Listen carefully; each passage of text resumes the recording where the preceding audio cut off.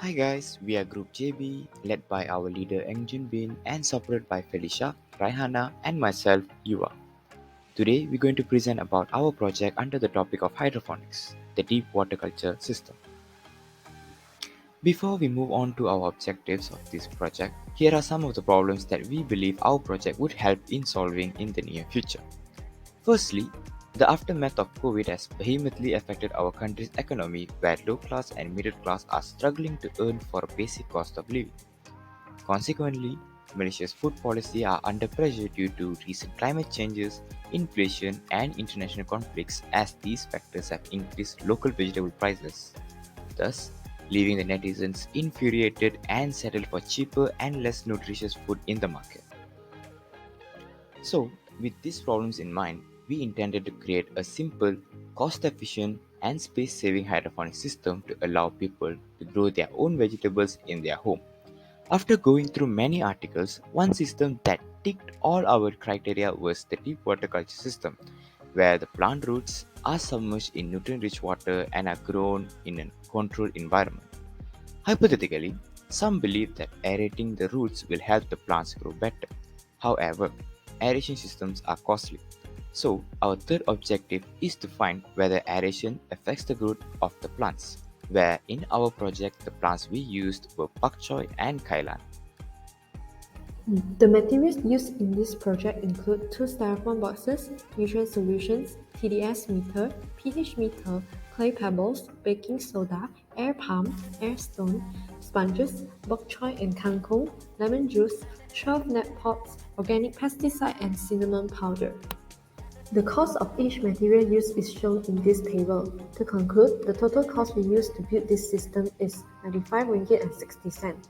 Most of the materials are reusable and hence it is undoubtedly a cost-friendly system that everyone can have in their house.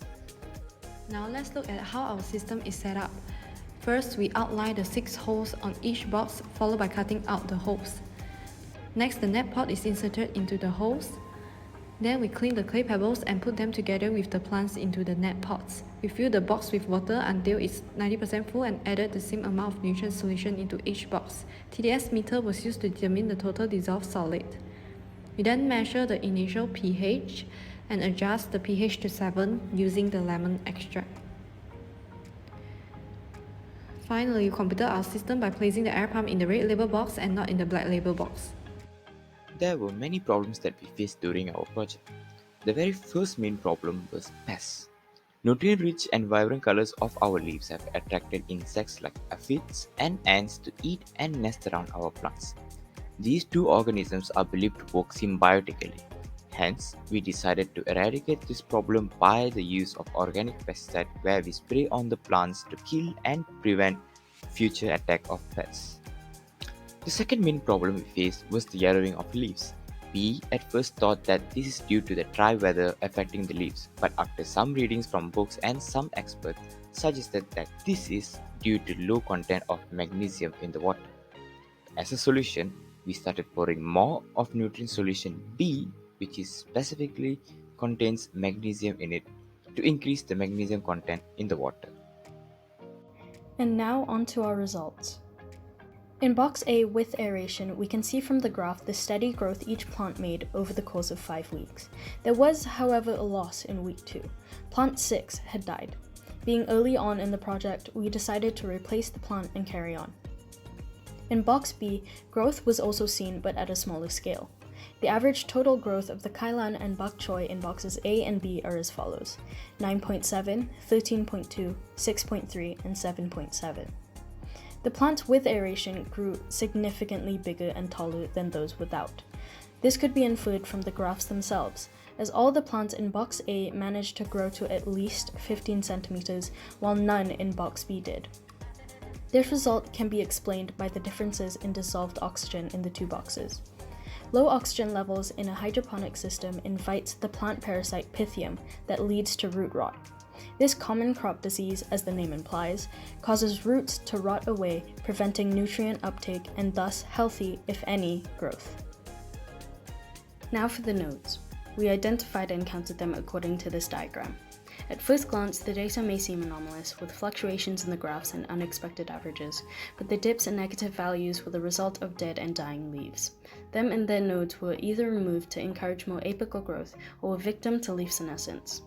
As with growth in height, node formation is also affected by low presence of oxygen, called hypoxia, as branching is not priority when nutrients are limited. The specific ailments of leaves can indicate exactly what needs to be changed, not just oxygen levels, such as what we faced with yellowing due to magnesium deficiency. Taking all this into account, it can be inferred that the lack of aeration compromised the plant's health, while with aeration, though occasionally losing leaves due to other factors, node formation steadily increased. And for a better idea of how dramatically aeration affected plant growth, here's a side-by-side comparison of boxes A and B on setup, then all the way to a final week 5. It's clear just by looking at it what a difference it really made. After the whole project, we were able to conclude that our system was cost-friendly as the cost was less than 100 ringgit, while most of the materials can be used repeatedly. Although we encountered some issues such as pests, we were able to solve the issues and our crop has successfully grown into consumable sizes. Moreover, we discovered that it is more efficient in providing aeration to the system instead of removing water pump for cost reduction. It is recommended for the people to start the system with a more leafy and lightweight plants for the optimum potential. And that's all from our group presentation. Thank you very much.